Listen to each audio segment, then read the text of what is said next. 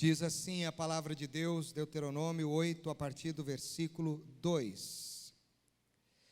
Recordar-te-ás de todo o caminho pelo qual o Senhor teu Deus te guiou no deserto, estes 40 anos, para te humilhar, para te provar, para saber o que estava no teu coração, se guardaria ou não os seus mandamentos. Ele te humilhou e te deixou ter fome, e te sustentou com o maná que tu não conhecias, nem teus pais o conheciam, para te dar a entender que não só de pão viverá o homem, mas de tudo que procede da boca do Senhor viverá o homem. Nunca envelheceu tua veste sobre ti, nem se inchou o teu pé nestes 40 anos. Sabe, pois, no teu coração que como um homem disciplina a seu filho, assim te disciplina o Senhor teu Deus. Guarda os mandamentos do Senhor teu Deus, para andares nos seus caminhos e o temeres, porque o Senhor teu Deus te faz entrar numa terra boa, terra de ribeiros de águas, de fontes, de mananciais profundos que saem dos vales das montanhas, terra de trigo e de cevada, de vides, figueiras e romeiras, terra de oliveiras, de azeite e mel, terra em que comerás o pão sem escassez, e nada te faltará nela, terra cujas pedras são ferro, e de cujos montes cavarás o cobre. Comerás e te fartarás, e louvarás o Senhor teu Deus, pela boa terra que te deu.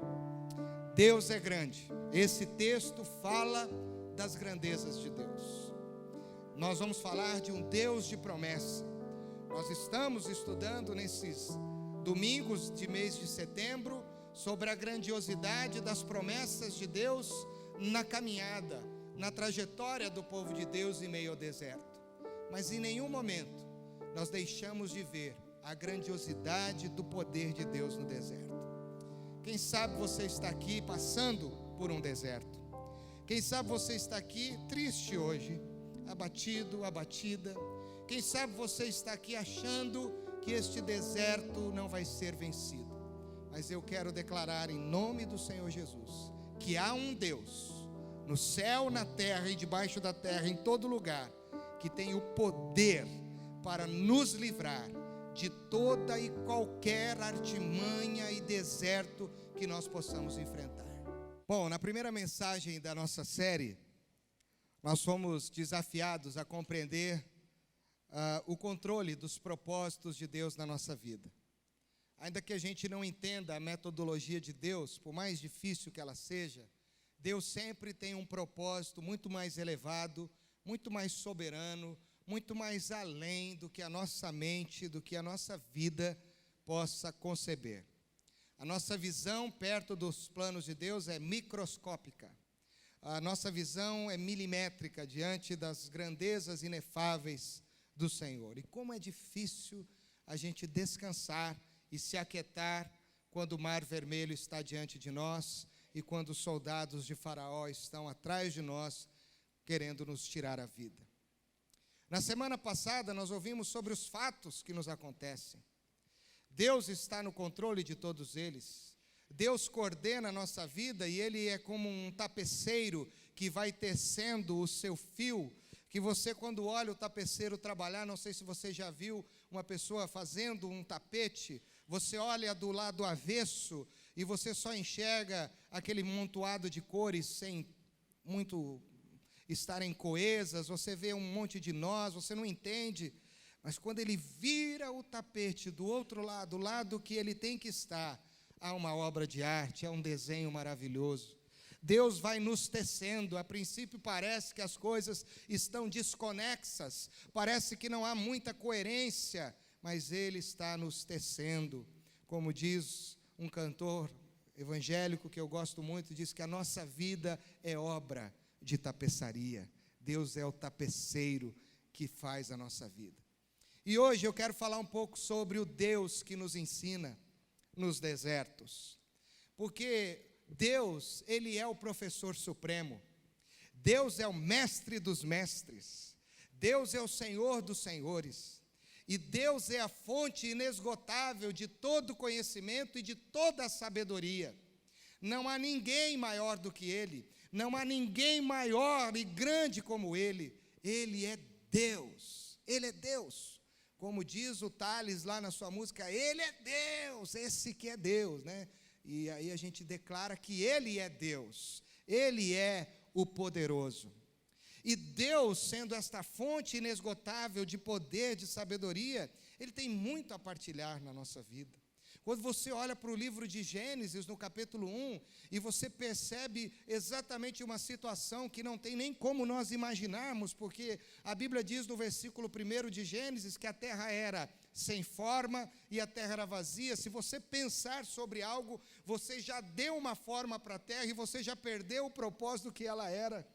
E a Bíblia diz que Deus pairava sobre algo vazio e sem forma, e ali Ele planejava no espírito dele criar todas as coisas.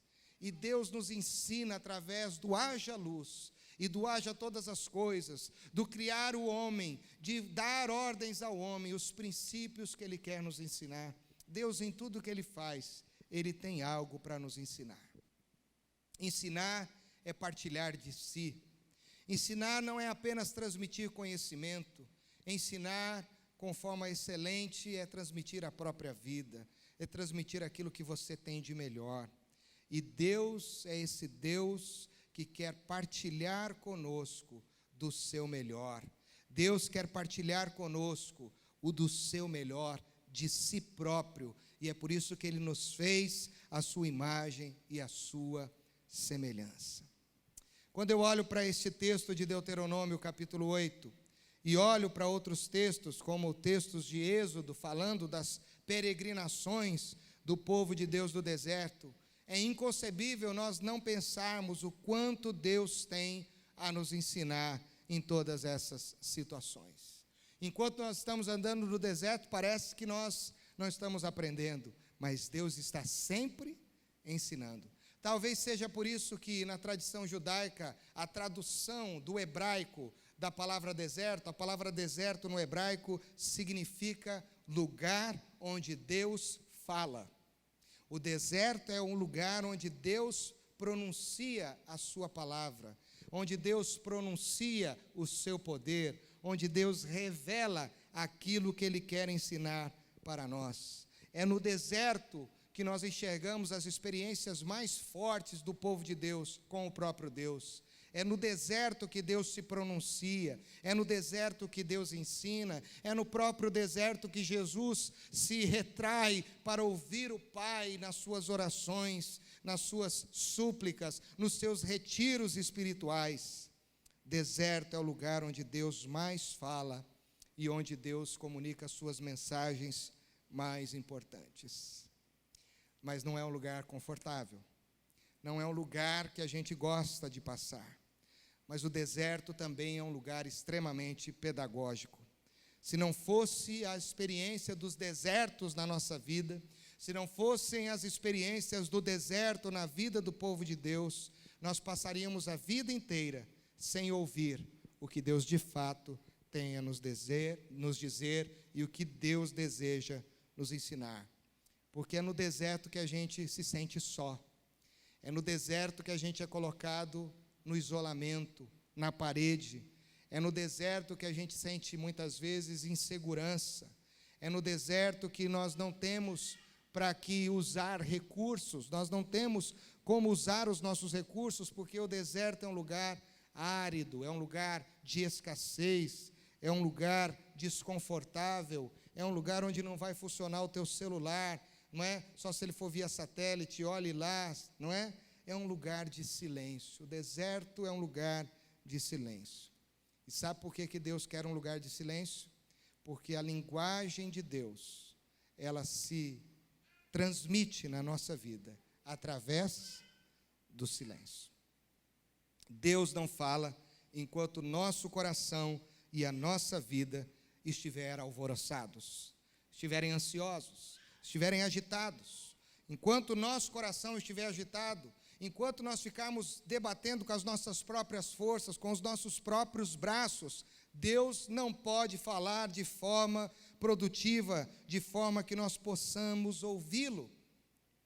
Deus precisa calar todas as vozes dentro de nós, e é no deserto que Ele faz isso, para que a gente possa ouvir a sua voz.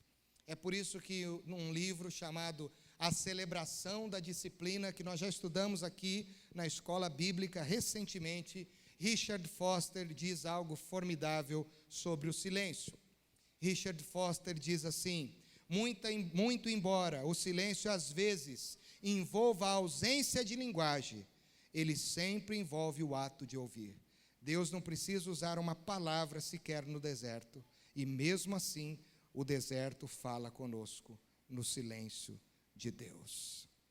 Eu me lembro que, quando eu era pequeno, eu tinha muita dificuldade de entender essa questão do silêncio.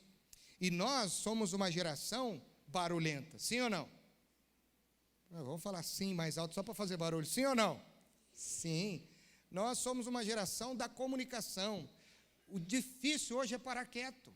Hoje eu estava deitado no sofá, assim, assistindo o meu São Paulo ganhar de 2-0 e sair da zona de rebaixamento, graças a Deus, e eu estava com a perna cruzada, e a minha esposa amável estava lá no outro sofá, né, que um sofá fica de frente para o outro, a sala é apertadinha, e eu estava tremendo a perna, né, mas eu não estava nem reparando que eu estava tremendo a perna, estava ali com aquele tique, e eu acho que foi irritando ela, acho não, tenho certeza.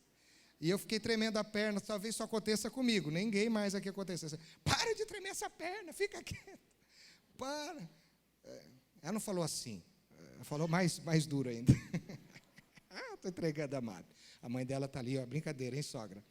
Então, assim, a gente não consegue ficar quieto, a gente está muito agitado. Mesmo quando a gente para, a gente está olhando no celular. Talvez isso não aconteça com você. Tem gente que come com o celular na mesa. Tem gente que não para quieto, 1 minuto, ele deita na cama, mas está agitado, está agitada, a pessoa está falando, você também está querendo falar, e vira aquela coisa, você quer falar, e o outro quer falar em cima, e você fala, fica quieto que eu quero falar, não, mas eu também quero falar, não, mas eu que quero falar primeiro, não, mas eu vou falar primeiro, não, eu quero falar, não, se você falar, mas só você que fala, não, mas eu também quero falar. Já viu isso aí ou não? Aconteceu já alguma vez assim ou não? E fica aquela coisa, enquanto um não se silencia, a comunicação não é transmitida. Eu me lembro, quando eu era pequeno, esse negócio de falar era muito engraçado, porque em 1980 a gente frequentava uma igreja lá em São Paulo, chamada Igreja Presbiteriana do Calvário. E naquela época o pastor usava uma toga preta, assim, uma toga preta, né? Quase que eu falei um negócio que eu não devia aqui, mas ele parecia ser um ser meio Batman, vamos usar assim, né? Uma coisa careca, assim, né? Um homem forte. E o culto ia começar lá na Igreja Presbiteriana do Calvário, o pastor Boanerges Ribeiro, ele ia entrar e atrás dele vinham umas 40 ou 50 pessoas com togas vermelhas. Então, ele de preto e o povo de vermelho, e eu ali com meus 6, 7 anos de idade.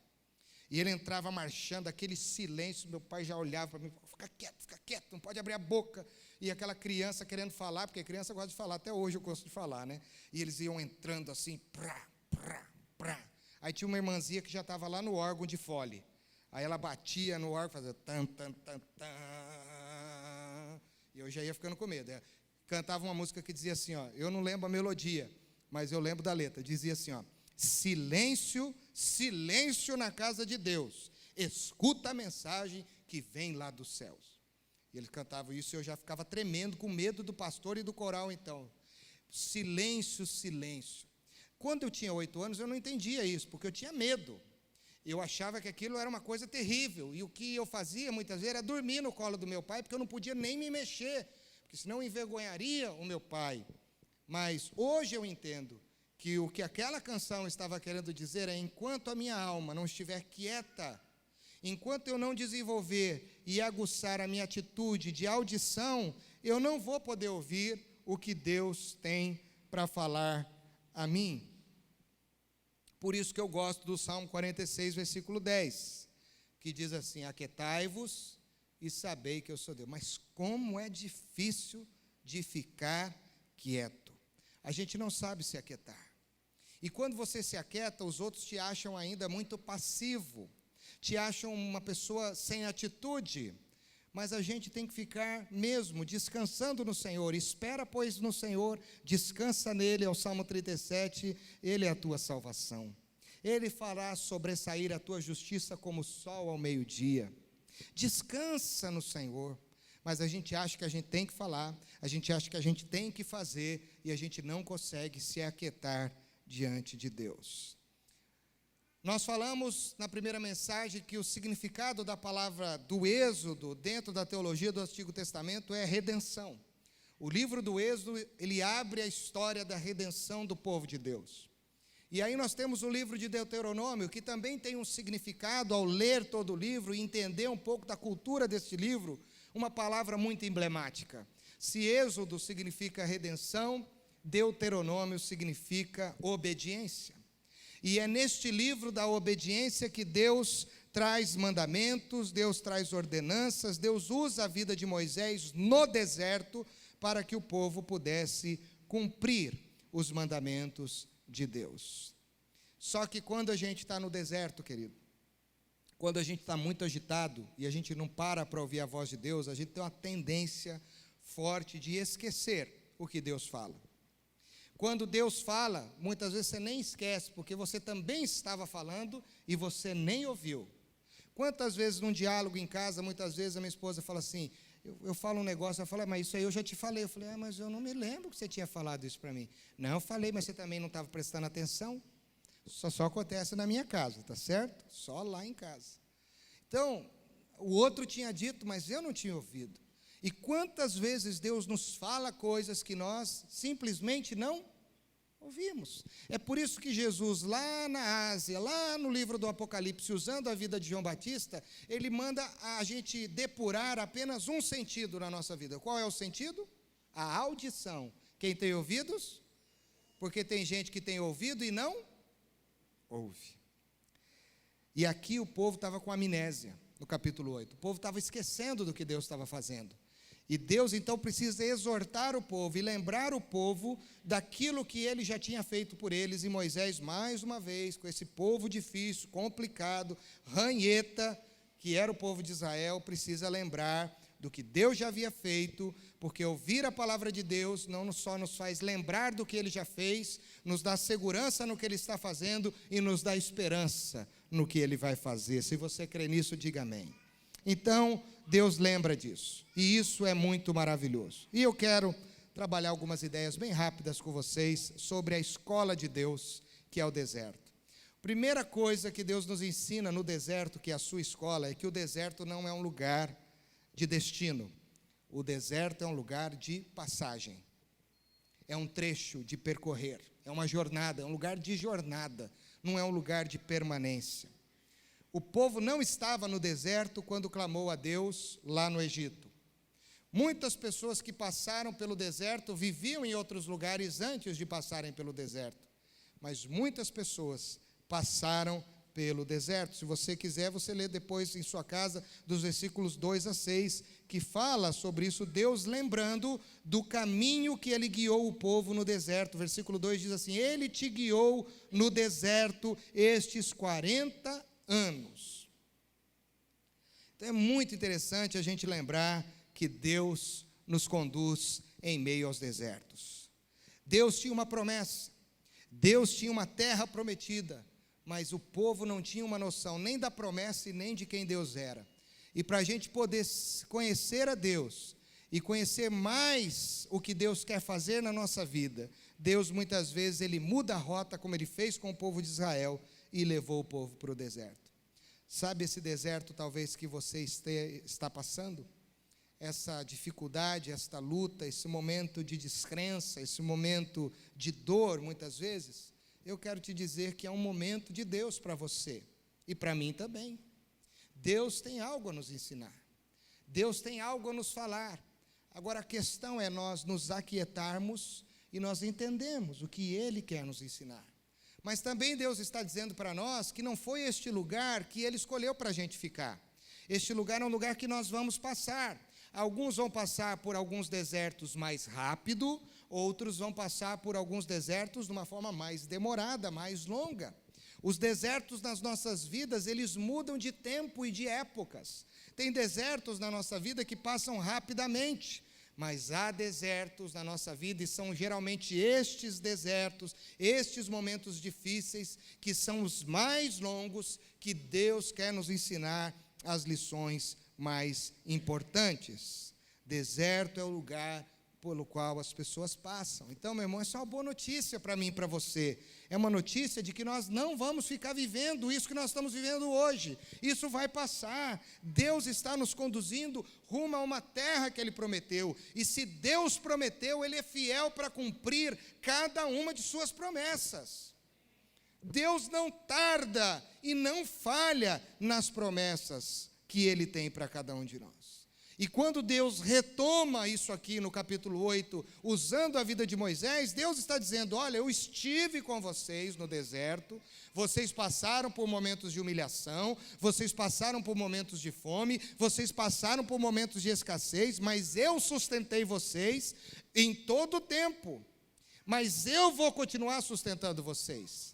Olha que texto maravilhoso. Se você nunca leu esse texto, ou se você já leu e nunca grifou, você tinha que grifar o texto agora que eu vou citar, de Deuteronômio, capítulo 32, versículos 10 e 11. Esse texto é rico, é belo, é forte e ele nos enche de esperança. Olha o que a palavra de Deus diz em Deuteronômio 32, 10 e 11. Deus os encontrou perdidos no deserto, numa região onde viviam animais ferozes. Chegou perto, cuidou deles e os protegeu como se fossem a menina dos seus olhos. Como a águia ensina os filhotes a voar e com as asas estendidas os pega quando estão caindo, assim o Senhor Deus cuida do seu povo. Maravilha, irmão. Olha que palavra linda, olha que palavra bela. Muitas vezes você pode estar se sentindo no seu deserto, nesse deserto de medo, de insegurança, de temor, perdido. Não sabe o que pensar, não sabe o que dizer, não sabe o que fazer. Quem sabe você se sinta nesse deserto ameaçado por algo que queira te destruir, destruir a tua fé, destruir a tua esperança, destruir os teus bens, o teu casamento, a tua vida, eu não sei. Mas olha o que o texto diz: Deus chegou perto, Deus cuidou, Deus protegeu, como se fosse a menina dos seus olhos, o lugar mais sensível e mais importante dos nossos olhos. E Deus ainda ficou ao redor, como uma águia que voa para ensinar os seus filhotes a voar. Mas se os filhotes caírem, ela estende as suas asas, ou ela estende as suas garras para salvarem os seus filhotes da queda. Uma coisa é certa, olhe bem aqui na minha direção, uma coisa é certa, você está comigo ainda, amém? Se Deus colocou o povo de Israel no deserto, e livrou o povo de Israel no deserto e do deserto, Deus também pode nos colocar em alguns desertos, mas da mesma forma Ele pode nos livrar no deserto e do deserto. Aleluia, glória a Deus. Todos nós passamos por tribulações. Quando eu vejo uma música como essa que foi cantada aqui, que por amor, bem mais que tudo, Jesus abriu mão de tudo. Ele sofreu, ele foi envergonhado, mentiram contra ele, cuspiram na sua face, o chamaram dos piores nomes da época, o trataram como um nada, como um ninguém, o difamaram, inventaram das mentiras mais sórdidas, o traíram, ele foi açoitado, ele foi crucificado de uma forma mais vergonhosa que qualquer pessoa podia ser. Os seus amigos fugiram, foram embora. Foi lembrado aqui há pouco que quando ele pregava palavras de vida eterna, muita gente ia embora, não suportava. Mas o que nós podemos esperar então, queridos, se Deus tratou assim o seu próprio filho? É isso que nós temos que esperar: tribulações, dificuldades, lutas. Mas Deus diz que nas tribulações e nas dificuldades e nas lutas, Ele diz no versículo de número 7, eu vou fazer você entrar numa terra boa, terra de ribeiros de águas, de fontes, de mananciais profundos, que saem dos vales, cujas águas não secam. É isso que Deus faz, queridos. Todos nós temos um deserto, todos nós passamos por um deserto, mas o deserto é o lugar onde Deus quer falar conosco. Será que nós temos ouvido Deus ou nós temos agido como o povo de Israel? Muitas vezes o povo de Israel, ao invés de ouvir Deus, murmurou. Muitas vezes o povo de Israel brigou com Moisés, disse que a culpa era dele. Muitas vezes o povo se prostituiu na fé, construindo ícones na sua cabeça, achando que Deus já não podia mais ser suficiente. O bezerro de ouro é só um item em toda a idolatria do povo de Israel. Eles idolatravam muitas coisas quando eles achavam que Deus estava abandonando a eles. Quantos de nós, muitas vezes, não agimos como o povo de Israel, querendo voltar para o Egito? Olha de onde Deus te tirou e olha a promessa que Ele tem para a tua vida.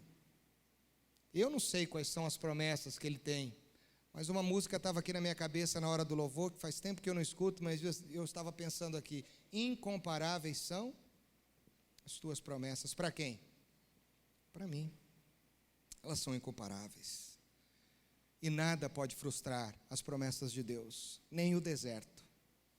Eu já passei por desertos muito difíceis na minha vida, e continuo passando. E parece que quando a gente vence um, Deus manda outro mais difícil ainda. Difícil, difícil, difícil.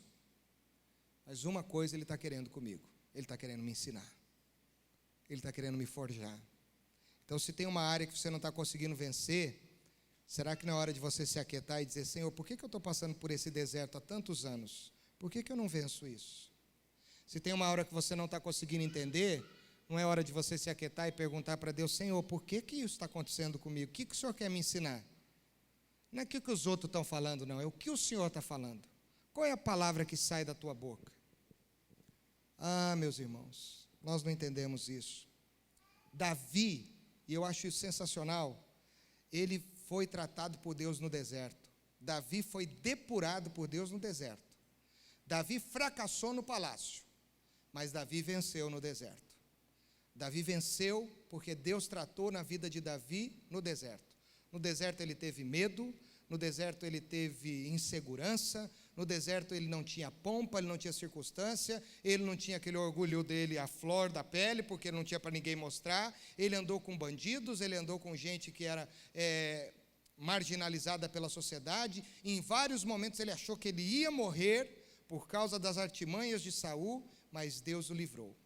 E o que eu acho mais sensacional é que Davi ouviu Deus sem Deus falar algo para ele pela boca, porque não há uma menção de uma coisa que Deus falou a Davi, que ele diz que Deus ministrou na vida dele, na Bíblia, mas Deus ministrou no deserto. E quando ele fala no Salmo 23, versículo 4, que o Senhor me livrou no vale da sombra da morte, e ele diz assim: no vale da sombra da morte eu não temerei, porque tu estás comigo. O vale da sombra da morte aqui é o lugar mais difícil, foi a situação mais complicada que qualquer pessoa podia passar. Davi disse que ele não temia, porque Deus estava com ele. Quão grande é meu Deus! Para você chegar no céu, tem muito deserto ainda para você passar, tá? Infelizmente eu tenho que te dizer isso, ou felizmente, para você não ser enganado. Terra de manancial, terra da promessa nossa hoje, é o céu. Aqui é deserto. Segunda lição: o deserto é o lugar onde Deus quer que nós descubramos coisas profundas. É onde Ele quer nos levar a um nível mais profundo de aprendizado. Não é aquele ensino superficial, é um ensino profundo, é um ensino que mexe conosco. E Deus nos ensina algumas coisas importantes no deserto. Por exemplo, Deus nos ensina a nós nos conhecermos. Porque nós muitas vezes temos uma visão de nós equivocada. Muitas vezes nós legislamos com a nossa mente, achando que a nossa mente está correta, mas a nossa mente está errada. Provérbios diz que nós não podemos nos considerar sábios aos nossos próprios olhos. Nós não podemos confiar no nosso coração, diz o profeta, porque o nosso coração é enganoso. A Bíblia nos ensina que nós somos seres frágeis, mas muitas vezes o caminho da descoberta da fragilidade de quem nós somos passa por um período de equívoco a respeito de que nós somos. E às vezes precisa acontecer, sabe o que? Uma decepção em relação a nós mesmos, para a gente poder depender mais de Deus. Deus precisa te decepcionar a respeito de você mesmo, para que Ele possa te ensinar a respeito de você mesmo. É difícil entender isso, irmãos. Deus fez isso com Isaías, capítulo 6. Profeta, teve uma visão maravilhosíssima do céu. O cara estava por cima da carne seca. Podia descer lá daquela visão e dizer, olha, hoje eu tive um negócio, cara, Deus falou comigo. Eu vi o Senhor assentado num alto e sublime trono, as olhos, e eu vi e tal, Ele falou comigo, o anjo tocou em mim, eu sou Isaías, eu sou profeta. Mas quando ele tem uma visão de quem Deus é, ele também tem uma visão de quem Ele é. E quando Isaías se vê, ele vê quem de fato ele é. Um homem de lábios impuros, que habita no meio de um povo de impuros lábios. Qual que é o instrumento mais importante de um profeta, de trabalho? A boca. E como estava a boca do profeta? Impura. Deus mostrou para ele quem ele era. E ele foi tocado por a brasa para ser curado dele mesmo. Mas também Deus nos revela quem Deus é no deserto. É no deserto que Deus faz a água sair da rocha. É no deserto que Deus mostra o seu poder, a sua glória, que Deus revela com o seu poder através de uma sarça e Ele fala conosco. É no deserto que Deus mostra quem Ele é. Ah, meus irmãos, se a gente entendesse essas duas receitas básicas na nossa vida, a nossa vida de fé seria completamente diferente. Buscarmos entender profundamente quem nós somos, sem equívocos, e pedir para que o Espírito Santo nos mostre quem nós somos. Ele nos mostrar. E aí nós chegarmos a um ponto da gente achar e concluir que nós não somos nada, que nós não temos direitos, que nós não temos nada a não ser o Senhor Jesus, e se temos alguma coisa é pela graça de Jesus. Que tudo nos acontece com um propósito soberano de Jesus na nossa vida, as coisas boas e as coisas ruins. Se a gente conseguisse entender isso e se decepcionasse com todos os nossos recursos, com toda a nossa capacidade legislativa, com toda a nossa capacidade oral, e dependêssemos no conhecimento de quem Deus é, da grandeza e do poder de quem Deus é, meus queridos, a nossa vida seria muito diferente. Nós íamos caminhar de uma forma muito mais sã, muito mais forte, muito mais cheia de esperança.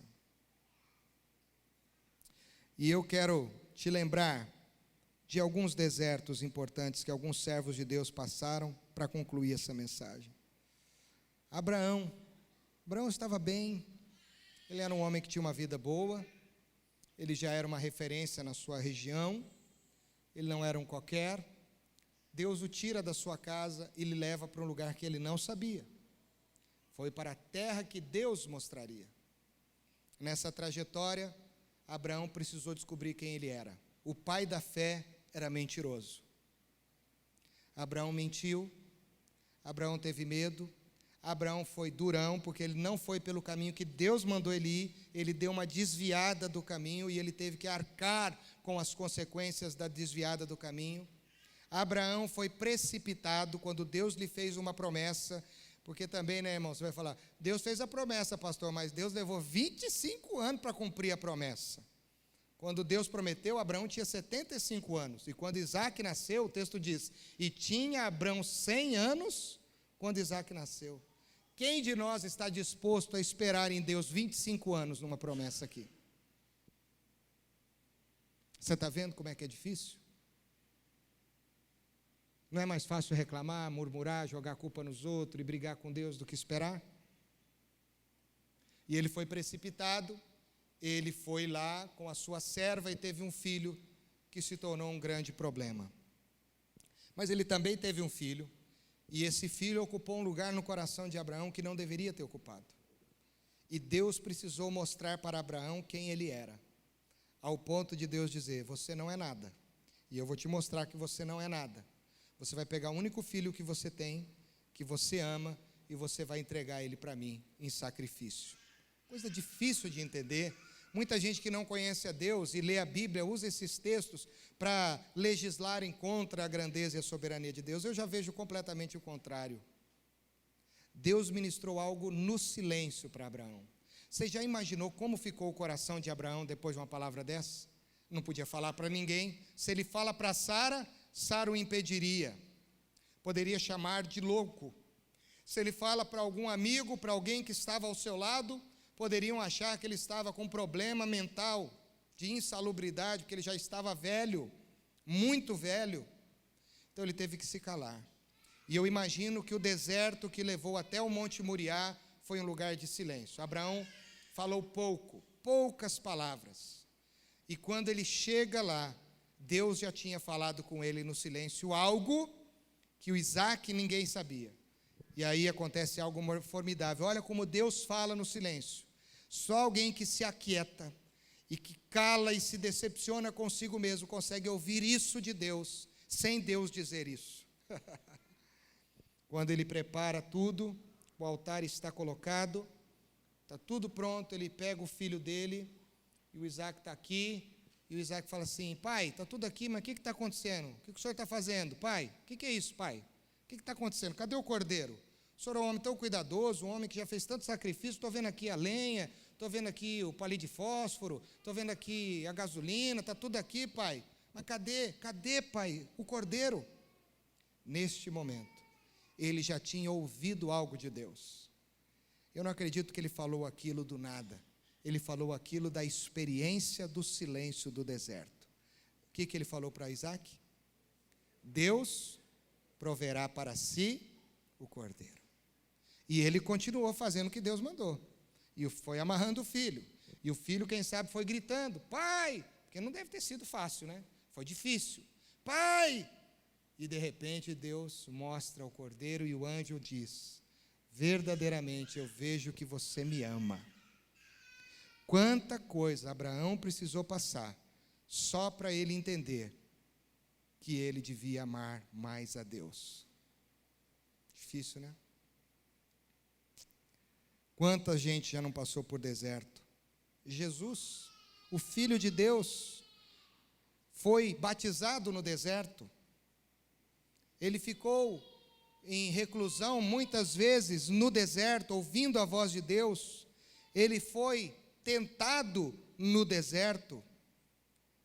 Mas Jesus, no deserto, venceu todas as batalhas que ele teve.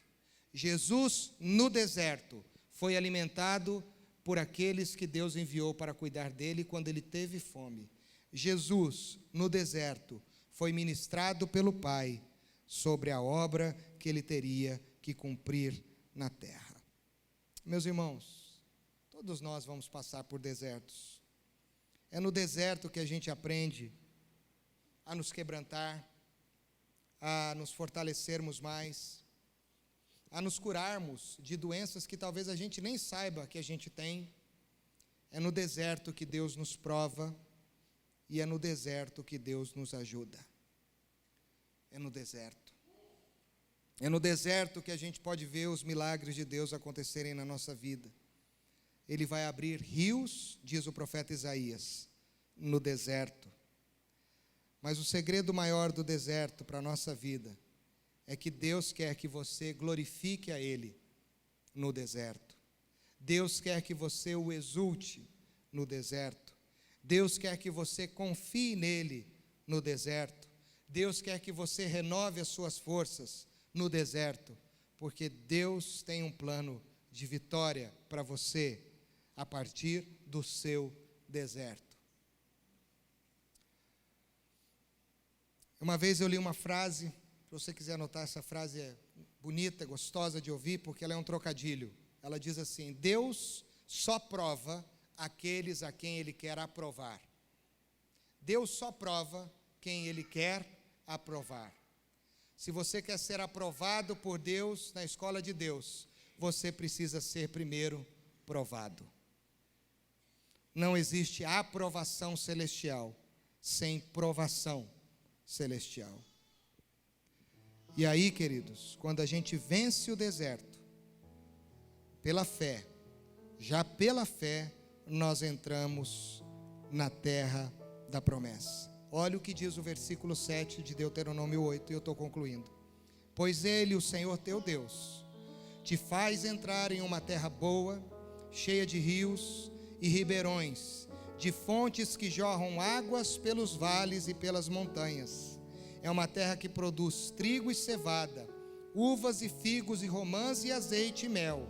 É uma terra onde nunca faltará comida ou qualquer outra coisa para vocês. O que Deus está querendo dizer aqui?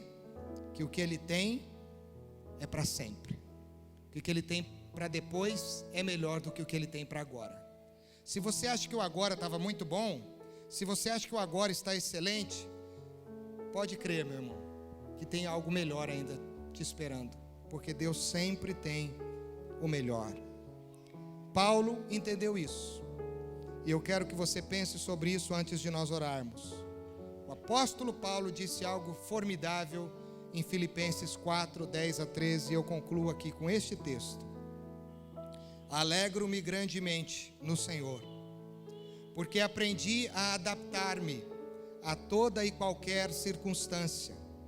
Sei o que é passar necessidade e sei o que é ter fartura. Aprendi o segredo de viver contente em toda e qualquer situação, seja bem alimentado, seja com fome, tendo muito ou passando necessidade, pois posso todas as coisas naquele que me fortalece.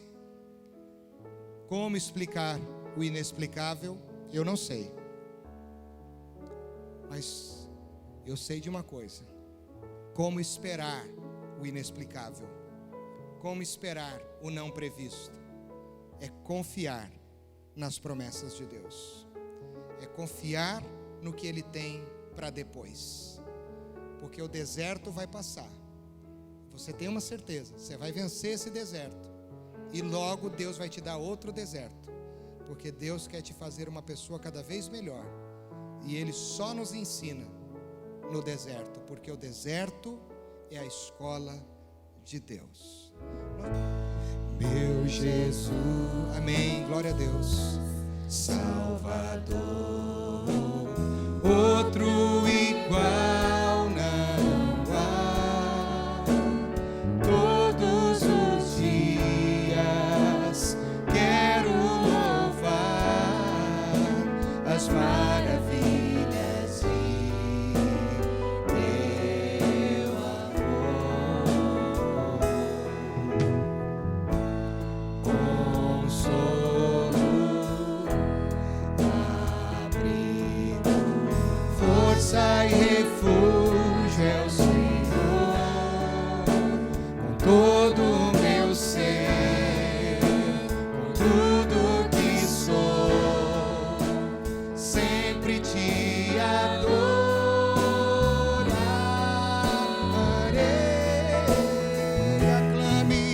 Aclame ao Senhor toda a terra e cantemos poder, majestade, louvores ao Rei.